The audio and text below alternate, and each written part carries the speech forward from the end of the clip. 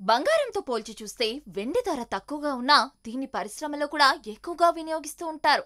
అందుకే వెండితో ఇన్వెస్ట్మెంట్ పరంగానూ లాభాలున్నాయని చెప్పవచ్చు. ప్రస్తుతం ప్రపంచవ్యాప్తంగా ఎలక్ట్రిక్ వెహికల్స్ డిమాండ్ పెద్ద ఎత్తున పెరిగింది.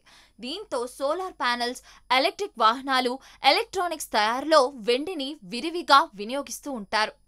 పెరుగుతున్న ఈ డిమాండ్ కారణంగా వెండికి మంచి ధర లభిస్తుంది. అటు పెట్టుబడి పెట్టే వారికి వెండి మంచి లాభాలను అందించే అవకాశం ఉందని నిపుణులు సూచిస్తున్నారు. ఫిజికల్ రూపంలో వెండి కొనుగోలు చేయాలంటే వెండి నాణాలు లేదా బార్లు కొనుగోలు చేయాల్సి ఉంటుంది. అయితే వీటిని తిరిగి మళ్లీ విక్రయించి నగదుగా చేసుకోవడం చాలా కష్టతరమైన పని. లేదంటే వెండి సామాన్లు రూపంలో కొనుగోలు చేసుకోవాలి.